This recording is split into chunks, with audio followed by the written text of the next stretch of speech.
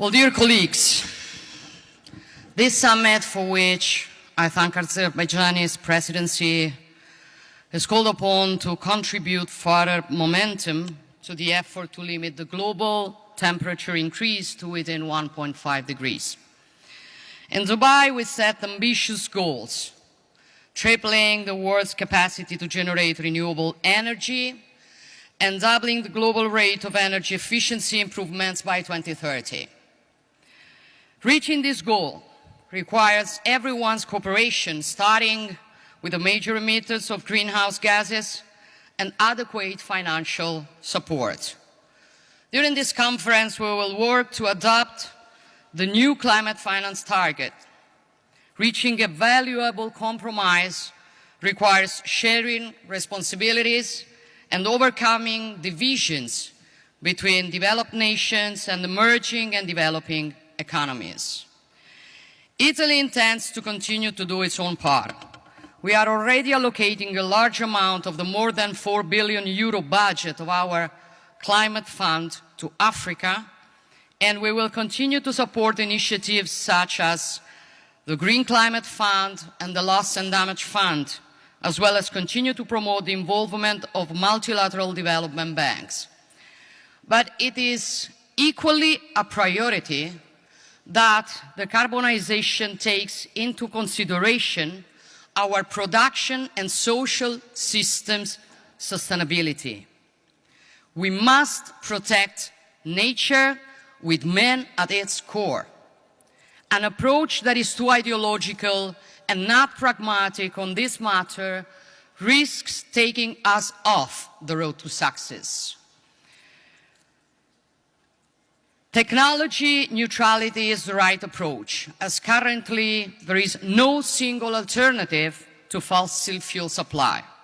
We must have a realistic global outlook. The world population will reach 8.5 billion by 2030, and global GDP will double in the next decade. This will boost energy consumption, also considering the increasing demand for artificial intelligence development. We need a balanced energy mix to enhance the transition process. We must use all available technologies, not only renewables, but also gas, biofuels, hydrogen, CO2 capture, and in future nuclear fusion, which could produce clean, safe, and limitless energy.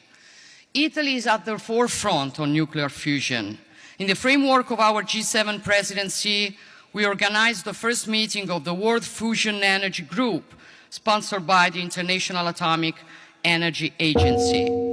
We intend to relaunch this technology, which could be a game changer, as it can turn energy from a geopolitical weapon into a widely accessible resource. And then let's work for a new energy diplomacy to multiply opportunities for cooperation between the global north and the global south. Our destinies are interconnected, and from energy connections we can draw great opportunities. This is the reason why the Climate Energy Nexus is one of the pillars of our Mattei Plan for Africa, the peer-to-peer cooperation strategy that Italy is pursuing, and that I am very pleased to see Azerbaijan as president of the COP29 as valued as part of the Climate for Peace initiative.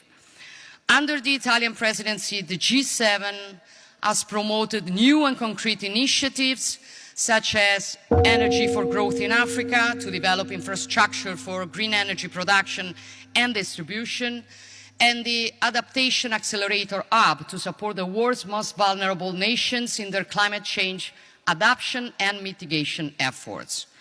So, dear colleagues, like any COP, it is up to us to determine whether this will be a success or a failure. We know that we may not personally benefit from the results of the efforts that we are making, but this is not the important thing. I'm a mother, and as a mother, nothing gives me more satisfaction than when I work for policies that will enable my daughter and her generation to live in a better place. So, as William James would say, act as if what you do makes a difference. For it makes it. Thank you.